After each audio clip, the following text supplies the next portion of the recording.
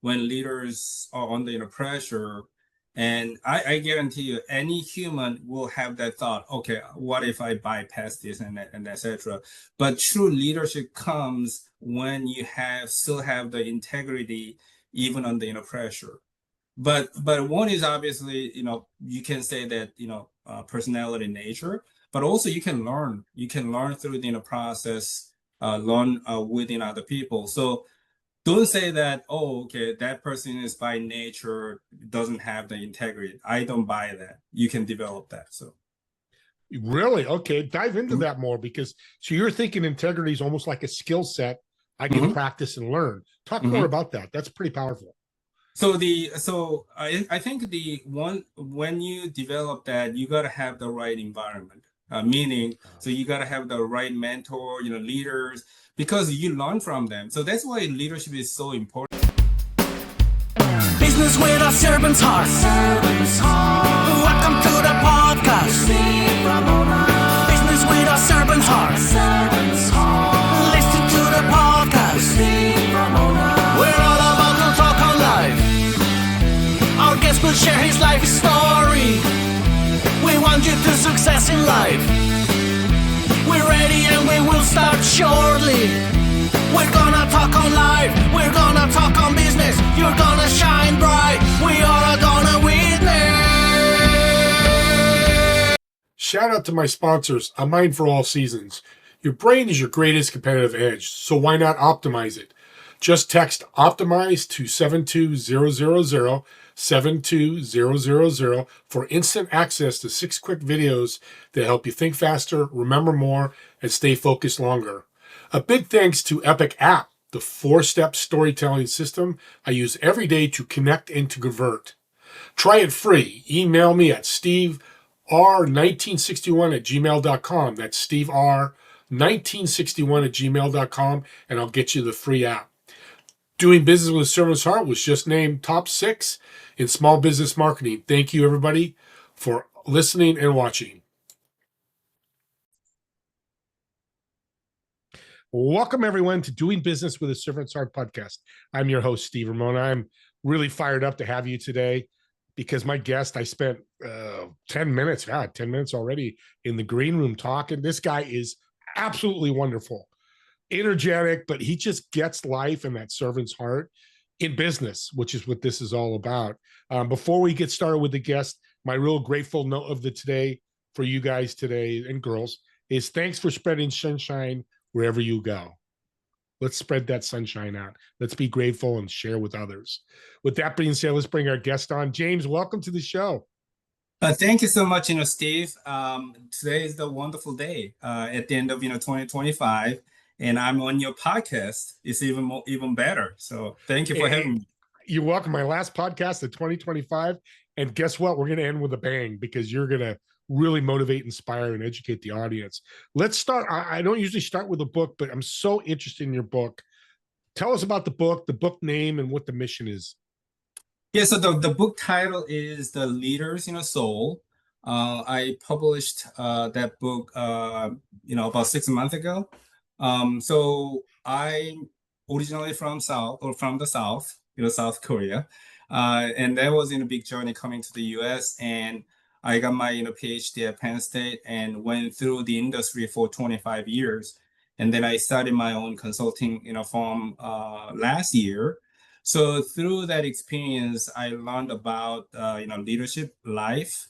So I started writing pieces, and then eventually I thought that could be in a book, and then that happened. And my family encouraged me to publish that book, and then that became a reality. So that's the little story. So, and the name of the book again, I want people to make sure they can get it. The Leader's Soul. And audience, you hear the word he put in there? Soul. That's a servant's heart. We don't go deep enough like that. I love the name of the book. That's why I wanted you to say it twice, because we're afraid to bring love, empathy, and soul into business. And you being a background with an engineer, and I teased you a little bit before the show about you're so outgoing as an engineer. And nothing wrong with engineers, but they're so you're an engineer. They're focused. Right. what's changed in you going from an engineer to consulting to really bring the soul to people? So the again, when I got my PhD, I joined Caterpillar, and I was the quality and reliability engineer. So life was pretty much black and white, right? So as an engineer, either you solved the problem or you didn't. And then I got a big enterprise project. I got into leadership role, and then I quickly realized that the life is not black and white. Leadership is not black and white. So I learned some sense. I learned hard way, but that turned me around. And then also another aspect is in all those situations, whether challenging or good situations, the key thing was there were good people around me. So that's basically changed my personality, more outgoing. I'm introvert by nature, but I love interacting with people. So Yeah, and and I'll bring back soul again, because good leaders are going to get deep with people. And you had mentioned before the show about how you talk about that, and how when you hire people, because it's such a great point when hiring people and what you're really hiring. right. So the as a leader, you cannot accomplish what you want to accomplish alone. So you need team, and then supporting people around you. And so that's why the talent management is so critical. So you gotta identify good talent, pick them, and then also you gotta evaluate them and then develop them so that they can stay with you, right? So you cannot find a perfect person. There is no perfect person exist, anywhere. So you gotta find a good talent within a potential, and then you evaluate that. And also you gotta have frank, transparent conversation with the individual as well. Hey, you're good with this, and if you can improve this, and it will be even better. So through that process, and you'll have a good team, and then you will get good results. So when I say the soul leaders soul, it is not about the results. It's about what you are, who you are at the core, and then the people who you work with. So I like the transparency. A lot of leaders are like, do it this way, do it this way. They're not humble, they're not transparent, they're not vulnerable. And that's part of being the soul. So you work with big companies. You mentioned Caterpillar, Brunswick, Cabinet. These are huge companies. right. What lessons did you take to your consulting that's helped you really help people, your clients? So the one aspect is technical aspect. So I was fortunate enough to have multiple different functional roles. So manufacturing, supply chain, procurement, and that kind of stuff. So one is obviously the technical side, but also I worked with different individuals, high up or like working level or my peers. So from that aspect, I can share my experience on the how you work with other people. So one is obviously the technical side, and then the other one is the people management and leadership side. So it's powerful because the technical side it's a playbook, it's a manual, it's a EOS, whatever is that's done. That doesn't change much. But don't you think the people side is the most important? Absolutely. And I would say leadership is a contact sport. And so because you have to work with people, there's no other way. So I truly agree.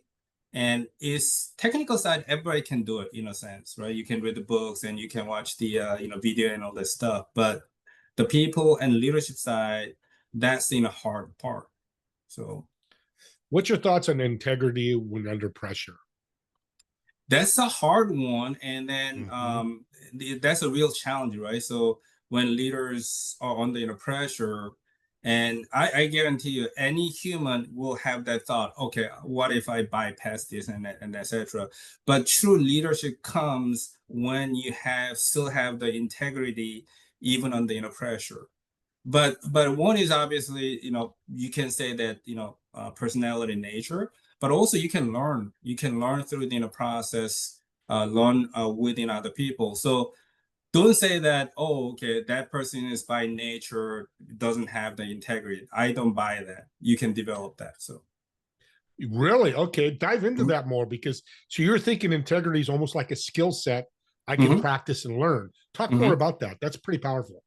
So I think the one when you develop that, you gotta have the right environment. Meaning, so you gotta have the right mentor, leaders, because you learn from them. So that's why leadership is so important.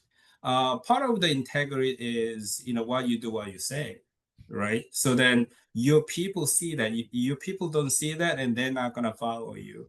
So you have to have similar environment, and then that's how you develop the integrity. So, even me, I had a great leaders who developed, me. I learned from them, and this is the right thing to do, and you got to stick to it, even if it hurts you, and you have to do it. Um, Mm. and what, my company's name is Blue Koi, and koi is actually came from that. So koi fish, if you put in a koi fish into a small pond, it's small.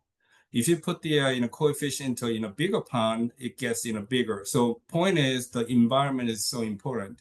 That applies to people as well. So So actually, if a koi fish, I've never heard that. My dad had koi fish in his office. He owned an office in the middle, mhm, so I know a little about koi. So if mhm. they're 6 inches long in a small little pond, my dad had, but then you put them out to a lake, they grow bigger. Right. So there's a genetic, portion as well. So there's a maximum growth that, Yeah, that fish can, grow. However, if you put them into, small pond because of the stress, factor and other things that they cannot grow, bigger. But if you put them into, bigger pond and the environment is better, so they can grow to the, maximum length that can grow to. So. that's a powerful. Well, that's very interesting, audience. Think Mhm. about that. If you think about that when you're in your business, thinking about the culture, the environment, whatever label you want to put on that. So what you're telling me, James, I'm a leader and I put on meetings once a week and I show up late all the time. I can't expect my employees and my team to be able to look at me with integrity because I'm late all the time. Kind of Right. making it simplify. It's much Right. Right. bigger than that. So what I do is what the culture and the people are going to follow. Absolutely. So unfortunately, some people don't have that, consistency, right? And then, oh, okay, I'm late all the time, but I expect my team to be on time. That's, hypocrite, right? So you Yeah. cannot do that. So you gotta watch out. So you cannot be perfect, but you gotta think about what's important for you and your team. And then you focus on those important, things, and then you stick to it, meaning, what I say and what I do. So. Yeah. This is really good stuff. You're a smart guy, James. No, no, no, no. Putting it out there. Well, you're smart because you had mentors. And I want to dive into that because I have mentors. Every successful person like you I've met have mentors. One, two, doesn't matter. They have people they can look up to. How important is it for business leaders to have mentors? Oh, absolutely, absolutely critical, right? So, even myself, early in my career, and one of the bosses basically said, my English wasn't good, and he wouldn't give me a like challenging opportunity. And at the time, my engineering job was boring. I kept asking, give me a like more challenging job, and he wouldn't. And actually, I didn't know for a year. And then at the performance evaluation time, he said that, oh, your English is not good, so I wouldn't give you a more challenging role. So I did I wanted to demonstrate my capability. So I brought in the Toastmasters International, created a local chapter. I was the first president and all that stuff. And then some other leaders actually saw that, and then they picked me and developed me throughout the process. So I appreciated them because like they picked me. They saw my capability and then developed me, putting into different roles. So leadership and the mentorship, I think both are very critical. And then also I say there's difference between a mentor and a sponsor. Mm. Mentor is basically help you, coach you outside in a game, but sponsor actually puts you in the game. So that's actually even more powerful.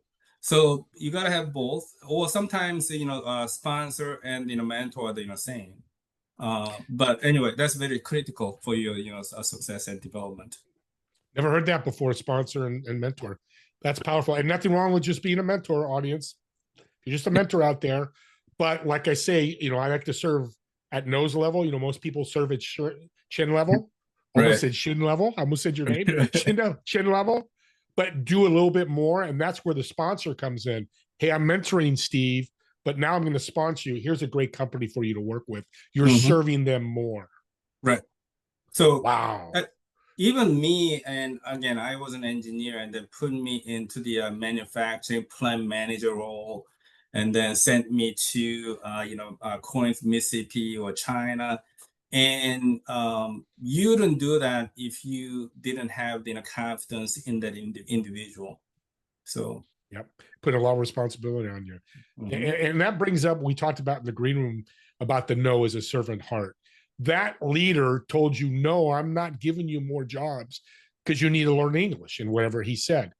He served you.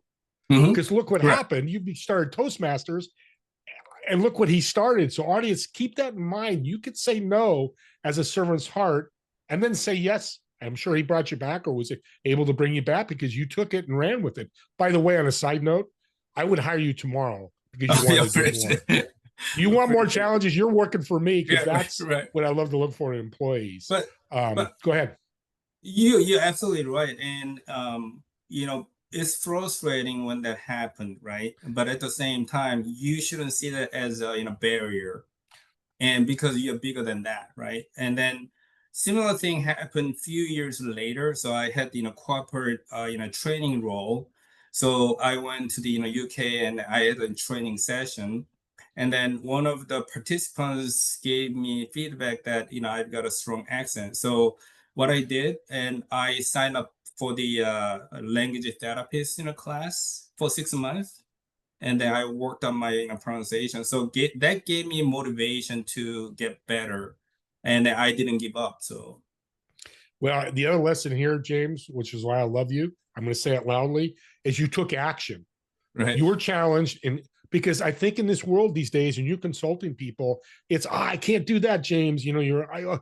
Just take action, good things. And look what's happened to you. Your whole life is much better because you take action. This is so wonderful. How do we make complex things simple? That's another leader challenge. This whole complex situation, how do we simply make it simpler so our people can understand it? Right. And actually, that's a really good aspect for the engineers. Engineers tend to make things complicated. but in order to lead a team and organization, you need to have clarity. So clarity comes with simplification of the business problem. And I don't know whether it's directly related to that or not, but I typically use that PCDA cycle. So it's called plan, do, act, and check and act. So here's the business problem. So then what are the goals that we want to achieve?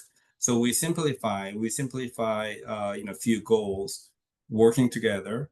And then what actions should we take to get there? That's in a plan, right? And then you regularly check within a team. It can be once a week, or it can be once a month. And if there's a gap, then what additional actions should we take? So that to me is a structured approach, but it can simplify your problem. That's one. But more importantly, you work with your team. So this is not about your idea. This is team's idea and team's action. So either we achieve them together. If we didn't achieve, that's all teams, not just you. You cannot blame other people. So yeah, I love the team aspect because I'm a big sports guy, and I think sports, and I could tell you are too, the bridge between sports and business is there's a bridge there. Right. You have a soccer team, football, European football. If they're not playing as a team, it's hard to win. There's no stars. Even though there's Ronaldo and Messi and all those guys, they still need his team. Right. So if you look at certain team with tons of talents, they don't win in some cases because they don't have any teamwork. Every individual is a great person. So I'm great, and I'm great, and they cannot win. Also interesting fact, and I don't have, statistics, so I cannot say for sure. But soccer, famous, soccer, coaches, most of them are from, defense, not from the offense. The reason is when you play defense in the soccer game, and then you see the whole field, you see the dynamics. But when you play offense, you're always up front and you're just focusing on goal, goal, goal only. So there is some aspect of leadership as well. So That's beautiful. I'm glad you mentioned that. And it works for American football, American baseball, basketball, defense. I always say, defense wins championships. And it's exactly, and bring that into your business. Be defensive, be proactive with these problems, the pressure that you get. Be defensive. Well, how can you fix it? Don't be offensive and just start chopping things down and laying people off and all those different things. I hate to say we're coming to the end. I do want to ask, and put you on the spot a little bit here. I think you can handle this. I'd love to have you come back for a sequel. Wonderful. Yeah, we'll definitely do that. So with your book, I want to dive back into it again. I'm sure there's tons of lessons. What's one of your favorite 1 or 2 lessons that people will see when they read your book? So one is basically it's all about people. And I have 52 stories, and big chunk of those stories are about people. So one example, there is documentary called Whiskey Golden Dream, something like that.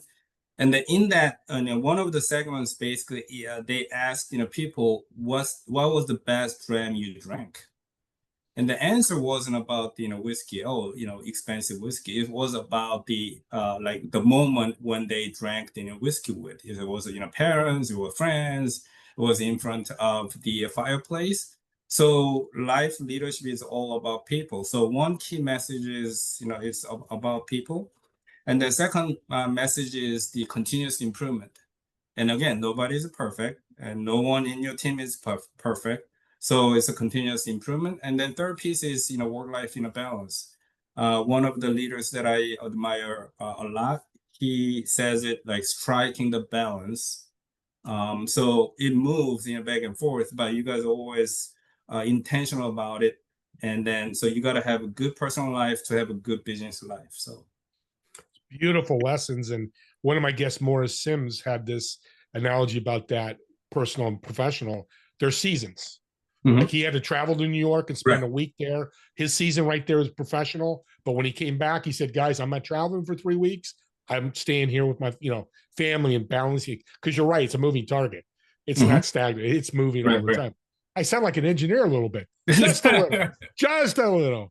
God, this is fantastic. We'll bring sequel 2. We're coming to the end here. Let's end with a fun question. I want to learn a little bit more about you. So I'm going to go to your favorite restaurant locally. I'm going to reserve a table. Me and you are going to sit down and eat, which would be a blast, sitting down with you for an hour or 2. I want you to invite 3 people, whether dead or alive, that have been influential in your life. But more importantly, what food do you order for the table? So one would be President Lincoln. And then one is one of the leaders that I admire a lot, Ed Rapp. He's a retired Caterpillar group president. And then third person would pick my mom. So, well, that's a table I didn't expect you to pick Lincoln, and I love Lincoln, so I'm glad you did. That's beautiful. Maybe I'll share later as well, but I wrote one piece about Lincoln as well, and a lot of people don't know that, but he failed in life so many times before he became president. I couldn't believe how many times he failed miserably, but he became president, and then went through Civil War. And there's actually a lot more to talk about the Civil War, but I cannot believe what he did and how he did. So I'm just going to say this: you're Korean, right? You were born in South Korea. Being Korean and talking about Lincoln is so beautiful to hear you talk about. I'm just so excited because you saw a perspective that sometimes Americans don't see because you kind of looked from, you didn't grow up here. So thank you for sharing. And we'll talk about that in the sequel because it would be a great lesson for people that want to be leaders. James, thanks for taking the time, being a wonderful guest. I know people listening want to connect with you. How can they find the book and how can they connect with you? Yeah, so my book is on Amazon.com, The Leader's Soul by James Shin, and also it's on the BarnesandNoble.com as well. And then I've got social media accounts. So LinkedIn is one that I share a lot of thoughts about leadership and life. I continuously write and post, so you can take a look at it. And then you can connect me on LinkedIn and then send me direct messages if you have questions or comments. I've got Instagram as well, but I use them more for the cultural side, so cooking, traveling, that kind of stuff. We talked about it before, so those are my hobbies. And then Facebook is kind of similar as well, so I use that to connect with other people that I know. So that's where I'm at. So people, he just said he cooks and travel. He has hobbies and he's a successful, busy man. You busy people out there have hobbies. Just leaders have hobbies. They got to get away. And I'm glad you mentioned that. So James, you've inspired me so much. I'm going to do a favor. Audience, the first 3 people that reach out to James, whether you email him or go on LinkedIn and you mention this podcast, I'm going to send you his book for free. So make sure you reach out, make sure you mention the podcast, and I'll jump on Amazon, get your address through James, and I will send you this book. 1, because I'm buying it, because it is powerful. But 2, I just want to reward people for reaching out and taking action, which we talked about. And thanks again, James. And real quick, audience, subscribe to podcast. Could be doing business with a servant's heart or whatever. These are truly gifts. And let's use James' podcast we just did. If you want to be a better leader, or somebody that wants to, share this link with them. And they spend 10, 15 minutes learning about James and the lessons I learned. I mean, the big lesson I learned is sponsor and mentor. I've been mentoring. I'm now going to sponsor people. It's changed my life. And you can change other people's lives as well and make that huge impact. So happy New Year, everybody. Since it is New Year's Eve, happy New Year, James. Me and James want to thank everybody for watching or listening to this podcast. And we'll see you all in the next episode of Doing Business with a Servant's Heart. Have a great day. Thank you. Happy New Year.